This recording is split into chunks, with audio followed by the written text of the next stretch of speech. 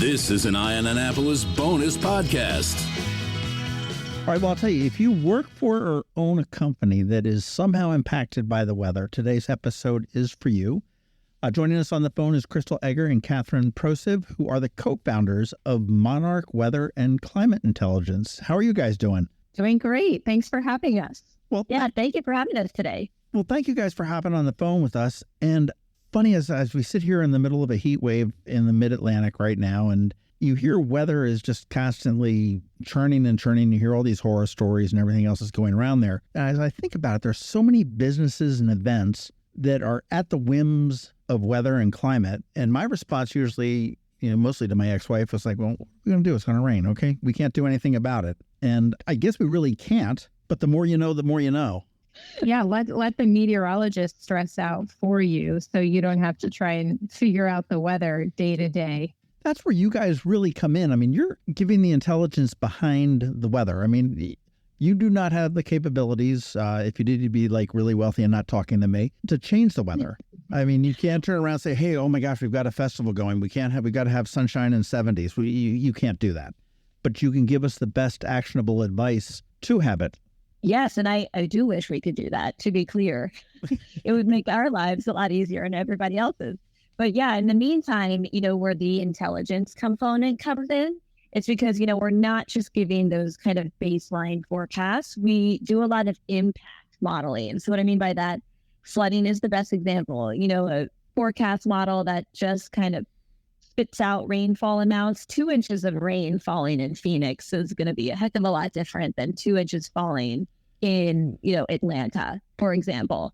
So one is going to have that higher propensity to flood. So what does 2 inches of rain, what does 6 inches of rain mean for me or my business? We can give that impact level or a scale, low, medium, high risk of flooding for your area, that sort of deal. Okay, so you can say, obviously, it's going to be a lot different, as you said, in Phoenix as into Portland or wherever it may be. How do you determine the varying degrees of risk when you look at two separate areas like that?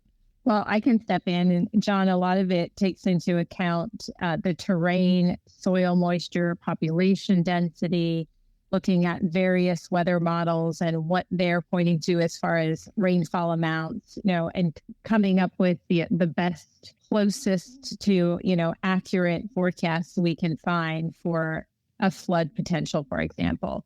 And while Kathryn has talked a little bit about, the modeling capabilities we have and the data, we strive to communicate as best we can with our clients. And that's where our backgrounds come in. We're communicators. We met at the Weather Channel. We spent a lot of time working in broadcasting, but our advisory support, I think, is really key because we're living and breathing the weather all day. We get excited about it. This is who we are and what we do. And a lot of companies are trying to understand the weather impacts, and they're not necessarily trained in meteorology.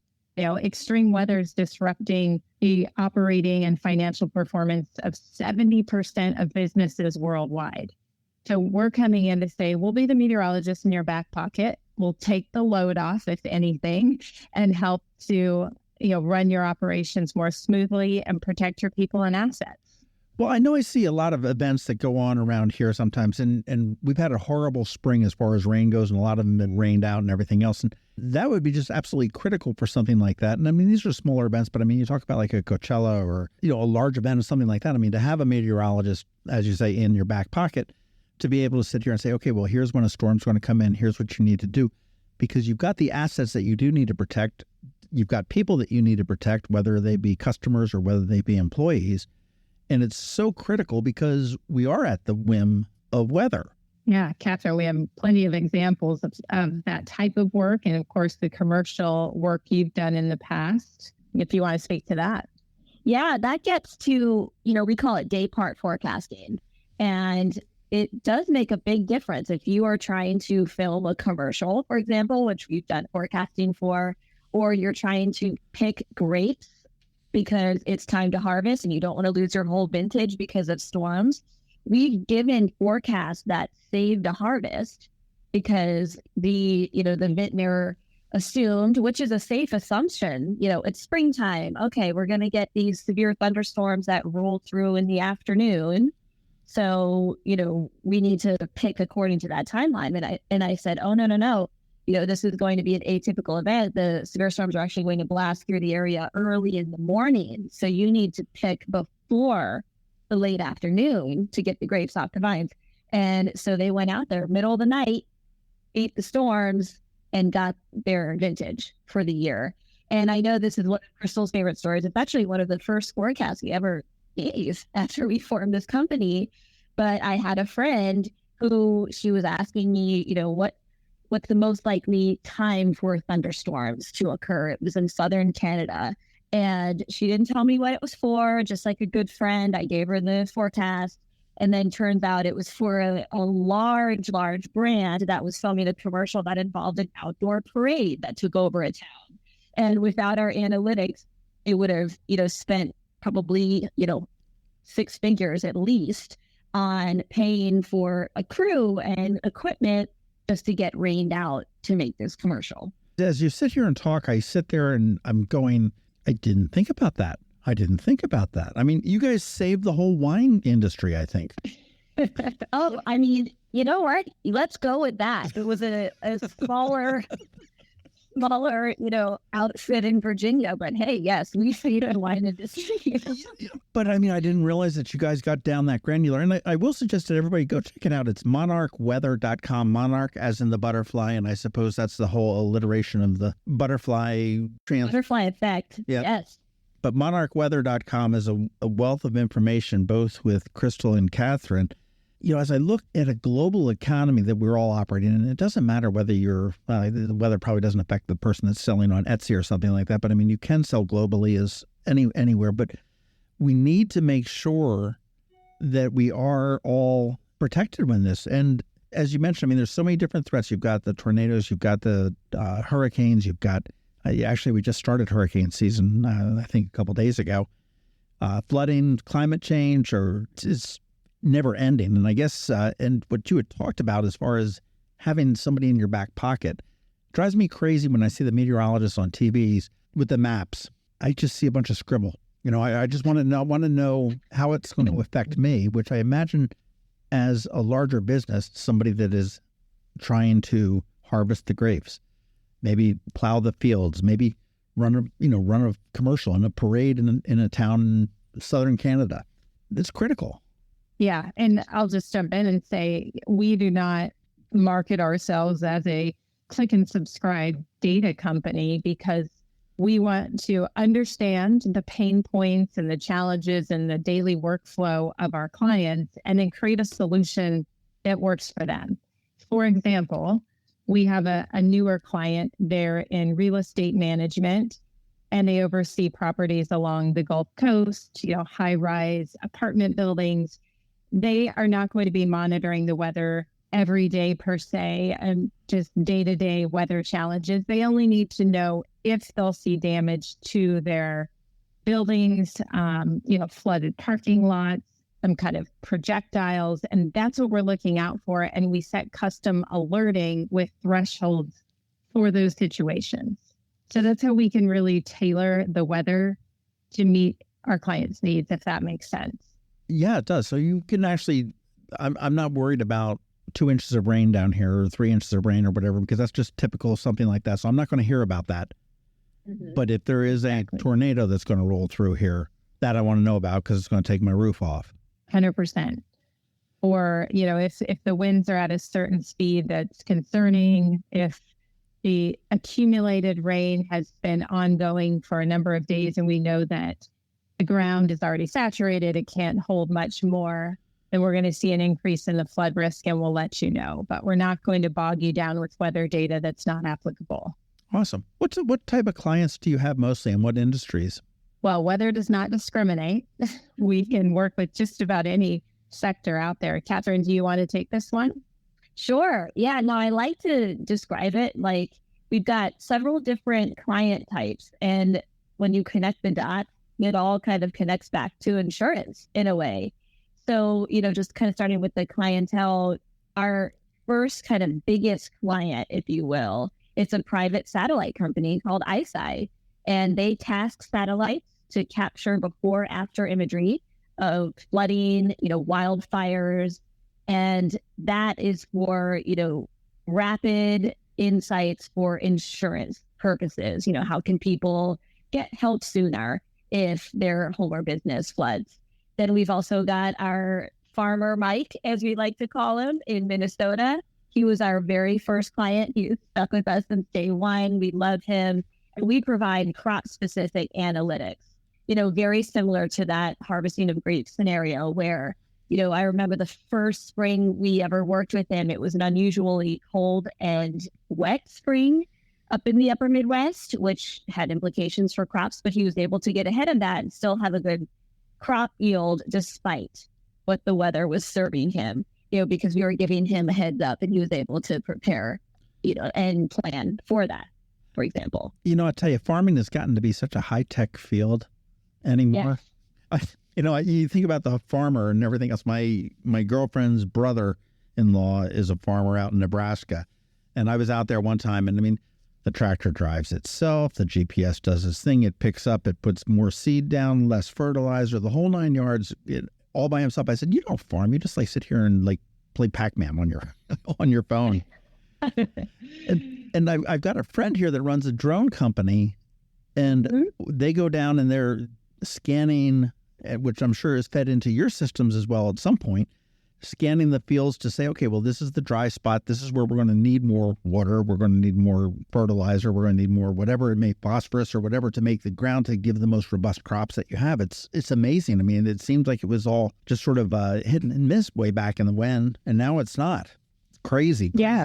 There's so much data available, and satellite companies increasing, we're going to need traffic lights in space to manage all the satellites, private and government. But we're getting enough data to have higher accuracy for sure in how the weather is forecast these days. So, those jokes they continue to say about meteorologists can be wrong 50% of the time. So whatever, I think that's going to be a thing of the past at some point. Do you guys have any consumer type options for this? This is primarily geared toward organizations and businesses and corporations. For the consumer, yeah, it's funny you should say that, because we've focused really heavily on business. Kathryn mentioned a couple of our clients. We also work in, the real estate space. We've done other work outside of our beloved farmer Mike in the agriculture sector. And we've been talking a lot about maybe turning our platform into something we can offer to consumers at some point. And that's what we call MonarchView, which is our new product we launched this year. And, it's been fantastic, and happy to let Kathryn give you a short elevator pitch on MonarchView if you're interested. Oh, absolutely. All right. Well, so MonarchView, it's an interactive dynamic data platform, which sounds a little bit like a strong phrase, but it's got all of the weather information that any business or single consumer could ever need. So we've got pre-event tabs. You can just click through them. You can zoom in and out all the way down to street level, in fact, or field level, if we're talking about agriculture.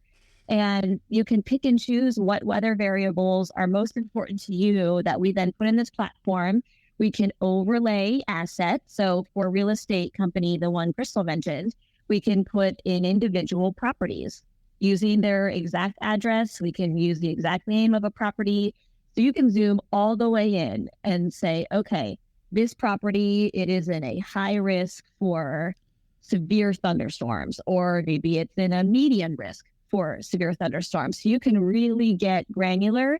And within the scope, we've got our proprietary risk score layers where on the back end, we're doing the math for you. And we are just, the end product, if you will, is just a score. Low, medium, high, extreme, risk of, hurricane impacts, risk of flood impacts. And so let's say you've got 70 properties, all in Florida, and all of them are within a cone of uncertainty for an incoming hurricane. How do you prioritize and know which ones might have the more severe impacts, this is a way to do it. We can rank the properties by level of risk, and it just takes that whole pull your hair out decision-making out of the equation because we're doing it for you. So we're very proud of this launch. Our data analysts, shout out to them, Evan and Jenna. They are absolute geniuses. They have put this together, and it's got all you could need for weather analytics. As you were talking about that, I'm thinking about a building on the Gulf Coast in Florida with a hurricane coming down. Maybe I own 10 buildings on the Gulf Coast in different parts of the state. You can actually get to the point where say, well, hey, this one has a low risk, so have evacuation in your back pocket. This one is This one is a higher risk. You need to contact your residents and get them out of that building. Yes, or send power generators there. Right. If provided that the building's safe enough to stand and all that kind of stuff. Wow. Mm-hmm. That's what. Yeah, a lot of companies we talk to say that they often over mitigate and overspend because they don't have the hyperlocal data that they need. And once a hurricane is nearing the coastline, then like we say, it's all hands on deck at that point, because we've noticed, especially in recent years, rapid intensification where the storms are spinning up and strengthening very quickly because of how warm the waters are. And so you really want to have a team guiding you through where the most severe impacts are going to occur as we're now casting, we call it. So yeah, I think it's just extremely valuable, especially heading into what is forecast to be a very active season. Well, here in Annapolis, I mean, we've got, they're saying it's sea level rise, which I think everybody seems to realize is a thing. And we see a lot of, they call it nuisance flooding, but to businesses, it's devastating flooding, that they're shutting businesses down. Sometimes it's a day or two, sometimes it's a week. One in October, we had businesses shut down for several months. Is MonarchView something that emergency operations centers in cities that are in vulnerable places, whether it be for, any kind of extreme weather, would that be something that would be appropriate for them? Oh, absolutely. And what you're referring to, we also call it the sunny day flooding, where, there's no storm around and you're like, why am I standing in 6 inches of water? And it's, because even just high tide now, as the sea level continues to rise, just a high tide on a sunny day could flood these businesses. So that's where our climate modeling comes in. We were talking a lot about the forecasting, these kind of shorter term extreme weather events. This is looking way out in advance, 10 years, 25 years, 100 plus years, doing that inundation modeling, the sea level rise monitoring, while having locations, geolocated, hyper-located to the coast. You can see just how close you are to, the water that might rise. And we can do that inundation modeling to give businesses, in the use case of a Monarch client, a real estate portfolio. They were just looking to purchase a property to build on top of it. They said, hey, we've got 3 locations in this city. Which one is least likely to flood? And that's the one we'll build on. And that was on a 10, 20, 50-year time horizon that they were interested in. Wow. Okay. That's incredibly useful. I mean, yeah, any commercial real estate person should jump on something like that. I mean, especially when we are in a fairly low-lying area. I mean, imagine New Orleans, and you've got Charleston and Savannah. They are probably all very vulnerable as well on the East Coast. Definitely. And I'll share another case study with you, John. We worked with a large agriculture group to study peaches in the state of Georgia, because the last 2 years, they have been suffering 90% losses with peach crops. And that's because the temperatures are warmer during the winter, causing early blooms. And then you often get a quick 2 to 3 day freeze in spring, say around March or April. And that's changing the dynamics of how we're used to growing peaches, and it will ruin the crop. And so we were able to look at climate data, historical data, future data, and figure out what peach varieties are actually going to do the best and thrive in this type of new climate normal. Because you can't have Georgia without peaches. I mean, can you believe Georgia may not be the peach state going forward? Well, I know. We laugh about that, but I was talking to somebody down in Florida that said that the bulk of the oranges that you buy in the grocery store now are coming from California because the Florida orange crops have been decimated with the way the weather has been taken over the past couple of years. Again, it makes sense to me to be able to turn around and say, okay, well, what brand or what thing of peaches or orange will do the best with what we have? Right. And this is way beyond weathering. This is, this is pretty amazing. Yeah. And Kathryn, the whole idea of growing corn and soybeans further north in the future. Yeah. And another example, you've got the citrus industry, you've got the crop industry that's just mentioned. And then the one that I know always captures people's attention is the wine industry, because, John, what if you started saying, what if champagne no longer came from the Champagne region of France, and instead the best champagne in the world was being grown in the United Kingdom, for example? Oh man, the French would be mad. They would be mad. And therefore they're really worried about the changing climate. So that's where you would come in and to identify what grapes and what varietals would be best served for what we have. That's right. Yeah. Or help, build or grow your grapes at a higher elevation where it's a little bit cooler. It might still be hanging on to that ideal climate. We look at climate change, though, and we've talked about some of these extremes, and you said that the waters are warmer and the hurricanes are more powerful and they get, ramp up very quickly. And it seems to me, when I was growing up, and I grew up sort of, I'll say, Pennsylvania, New Jersey area, so sort of mid-Atlantic, I don't know whether that's truly considered Northeast, but you would expect some snow in the winter a couple times, and you'd expect it to be hot a couple times in the summertime. But now it seems like everything's out on the fringes. It's like we either get a ton of snow or no snow, or a ton of scorching heat, or mild temperatures. And it just seems like we've sort of lost the whole middle ground. It's sort of like politics. The middle ground seems to has left the building. But what has caused it? I mean, do you see that all over the place, or is that just isolated to me? Yeah. And Kathryn, I'll start and then you can jump in, especially being very familiar with that region up there. I'm way over here in San Diego, California. So who am I to say anything about weather, right? No. Nobody's feeling sorry for you, okay? Just don't. Hey, let me just say we've been in the May gray and the June gloom for 2 months now. We have something called a marine layer that sets up and doesn't want to clear the beaches so we don't get any sunshine this time of year. And it really wears on you. But anyways, back to my point, a very small shift in the global temperature, which we have seen over the last couple of decades, has created a big difference in our weather events. So this shift in temperature by roughly 2 degrees Fahrenheit is causing weather extremes, right? We have warmer air, which is holding more moisture. So we're seeing heavier rain events, heavier snow events. We're getting the longer extended heat waves, droughts, for example. And Kathryn, I don't know if you want to apply that to, the mid-Atlantic and Northeast. Yeah, and absolutely. John, I feel like I buried the lead. I am from Northern Virginia. So that is home for me, that whole Delmarva region. I happen to live in New York City right now, but that is home. So I'll get right to that snow example that you gave, because snow captures everybody's attention, lots of eyeballs.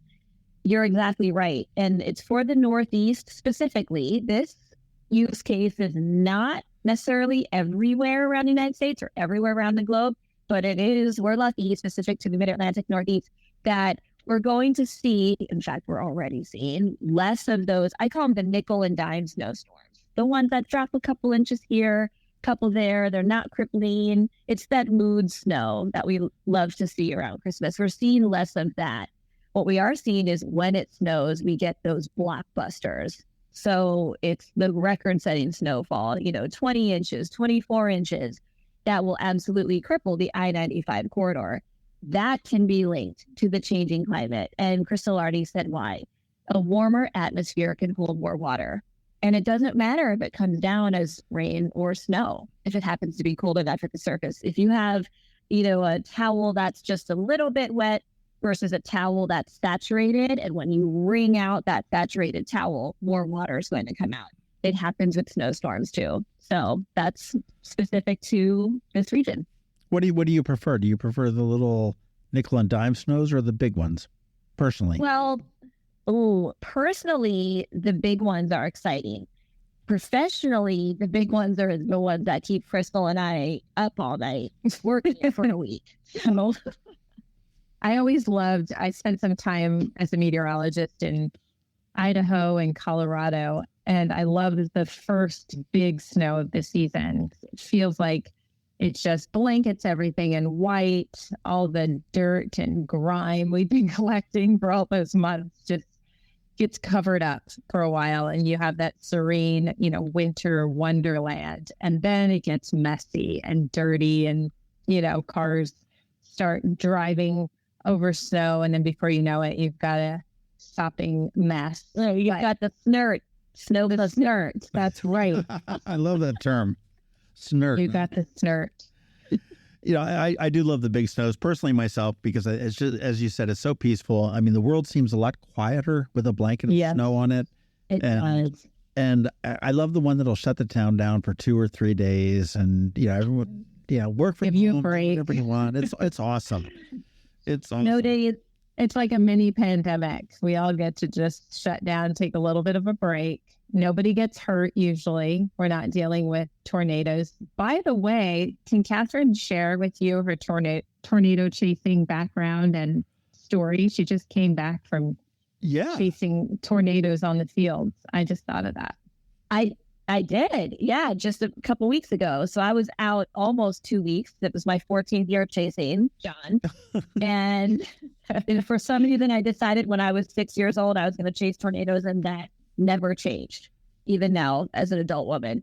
So I go out, I've got a great team. And this year I saw 6 tornadoes. And every year I go, it makes me a better meteorologist.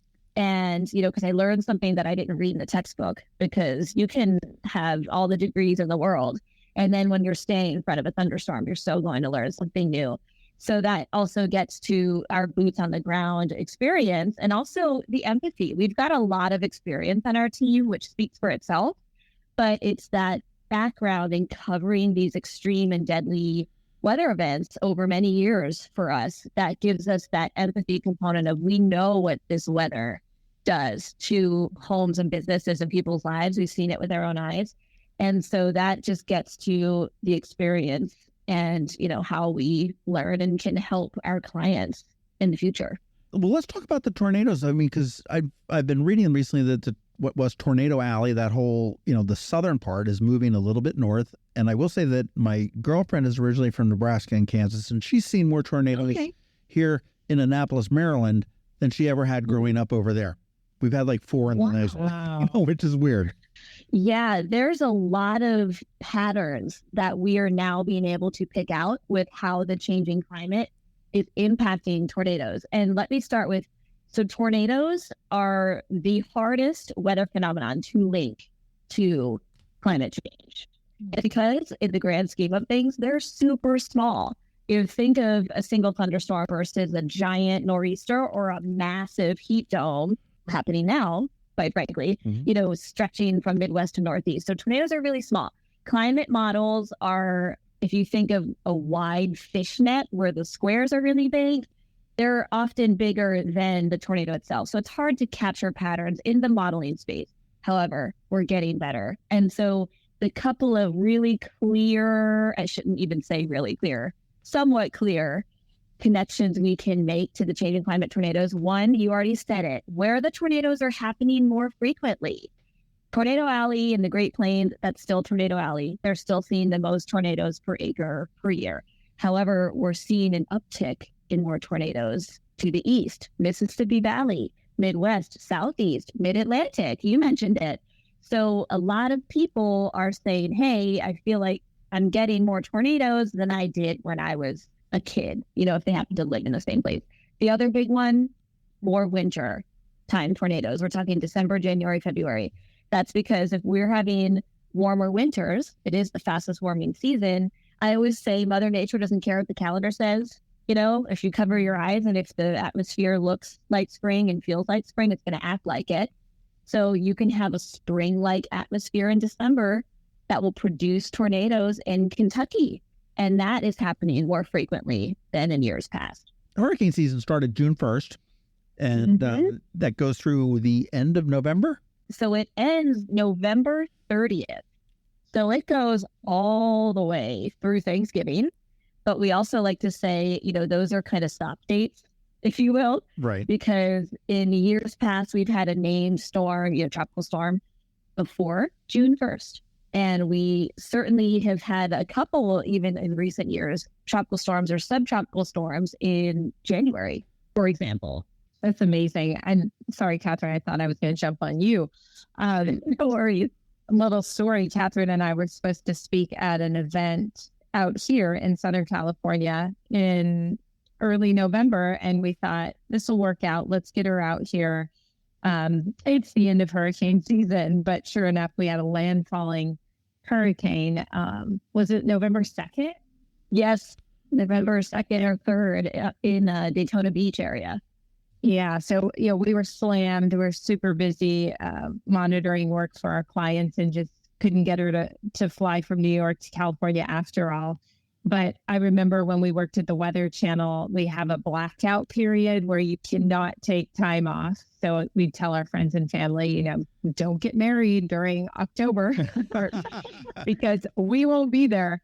But you have to plan on the peak of hurricane season in the Atlantic, which is generally in September, but September, October are some August, September, October. In that time frame, it gets really, really active on average. Well, they do say that we're supposed to have a particularly active season this year. And it seems to me that they say that every year. You hear this a lot, yes. I mean, what denotes an active season or a more active season than another one? Go for it, KP. All right. So what denotes it is how many storms, named storms, hurricanes, or major hurricanes do you have compared to average? So the average, I know it's 14 named storms that's per year. That's the average right now. I'm blanking on the hurricanes, major hurricanes. So basically, if we get more than 14 named storms, then it is considered above average for the whole season. Now, to get at your point of you feel like you hear that every year, we do get that question all the time. This year, we are expecting a hyperactive season. Last year, we were not expecting necessarily a hyperactive season, and yet it still ended up above average. And that was because of the record warm ocean temperatures that all you need really at the end of the day is that warm water. It's the prime fuel source for the hurricanes. And then as long as you don't have strong winds aloft, just shut it apart, you're in business. So even last year, when we were not necessarily forecasting and hyperactive, we had the fourth most busy Atlantic hurricane season we've ever had, still with 20 named storms. So it's definitely, it gets the headlines, including this year. But the one thing that we always stress is a forecast for an active hurricane does not necessarily correlate to landfalls. That's another question we get all the time. Oh, if we're going to have a lot of hurricanes, are we going to have a lot of landfalls? The answer is no. If they're all fish storms out in the middle of the Atlantic, you can still have an active season and no landfalls. So we can't predict that yet, and we'll just have to see what happens. That's what you worry about for mariners. You worry about when they're landfall for people that are in buildings that are here on the thing for sure. Are you guys just really geeky? I mean, how did you get into this? I mean, you said you were interested in chasing hurricanes or chasing tornadoes when you were 6, but How did you guys get into this? Well, your story is way cooler than mine, Kathryn. I mean, I was growing up in Southern California, so I personally, my story is just that I loved math and science, and I was trying to figure out what to do with that. And when I started working as an intern and post-college, understanding how a newsroom worked, I really gravitated towards the weather. And I realized that this is universal. If I'm giving the weather, I can relate to the grandmother, the doctor, I've got my doctor asking me about the weather, my dentist, my child, it affects literally everyone and everything. And so this is what I want to do. And I went all in on meteorology at that point and absolutely loved it. Kathryn got to grow up with exciting weather around her. I did. Yeah, I'm one of those. I've been a geek my whole life. I feel like Crystal has just been cooler than me overall from start to finish. But even though I grew up in the Northern Virginia area, the first 9 years of my life were in Dayton, Ohio, southwestern Ohio. And that region has a rich tornado history. The super outbreak of 1974, it's still it's an event of legends, if you will, in that area. So I grew up learning about it because my neighbors had stories, my teachers had stories. And I just remember being interested right away in their tornado stories, not knowing anything about tornadoes. But the aha moment for me, I was 6, as I mentioned, and my twin sister, Lauren, and I, we were stuck outside in a thunderstorm. We were actually running home from a birthday party. And I just remember the sky was green. And at that point, I just knew green equaled bad. I didn't know why. Now I know why. But we were just running as fast as we could. And then all of a sudden, a pea green small funnel cloud raced over our heads over the street. And it stopped me in my tracks. I mean, it was game over. It disappeared behind the trees. It was gone in an instant. Lauren kept running because she was smart. I stayed there and looked for more funnel clouds because I thought it looked really cool. And then eventually I got home and I was soaking wet. And my dad, he was furious because Lauren beat me home. But that also teaches you that it was every woman for herself at that point. And he looked at me and he said, "Where were you? What were you doing?" And he claimed, I don't remember this part. I pointed outside at the storm and I said, "I want to do that when I grow up." That's wild and terrifying at the same thing for a parent. My mother and I do not talk about tornado chasing. We just don't talk about it. She doesn't want to hear about it. She hates that I do it every year and we leave it at that. Right. Kathryn's just away from the office this week. Yeah, that's right. She's visiting Crystal in sunny San Diego. That's right. They're probably on the beach with a drink with an umbrella in it or something like that. That's fine. Go with it, Mom. Go with it, Mom. Aside from running your own business, because I know that's stressful as hell, what weather-wise keeps you guys up at night? What are you guys most concerned about weather-wise? Oh, weather-wise, that's a good question. Mm-hmm. I mean, I'm a mother. I have 2 daughters. And what comes to mind is really just, we can't go wrong whether you believe in the scientific side of climate change or not. It's not our grandparents' climate anymore. Things are shifting. Our climate's going to continue to change. We've created a big dent on this earth. And I worry about what we're leaving behind for the next generation. Yeah, it's hard to ignore. We see it every day.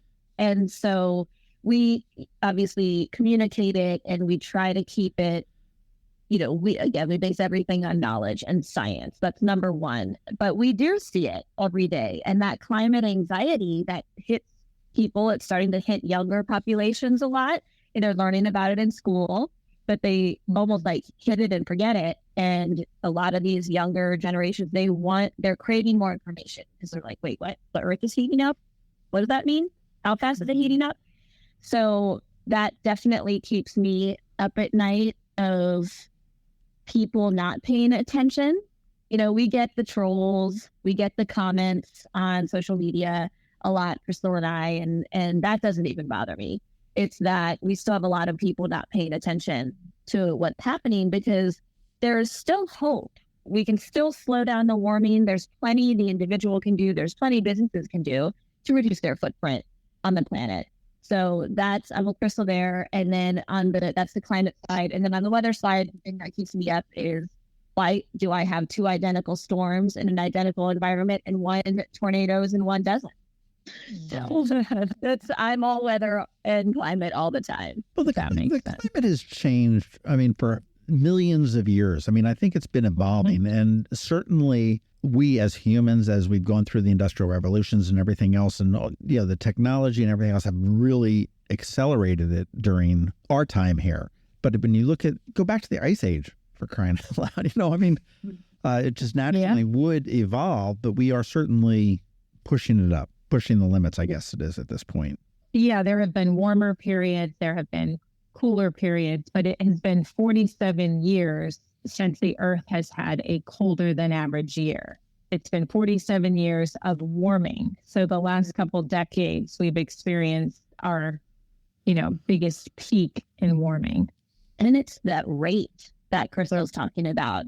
That's also the difference. When the dinosaurs were around, the Earth was much hotter. At one point, there was no ice on the planet, not even at the poles. We were in a complete greenhouse.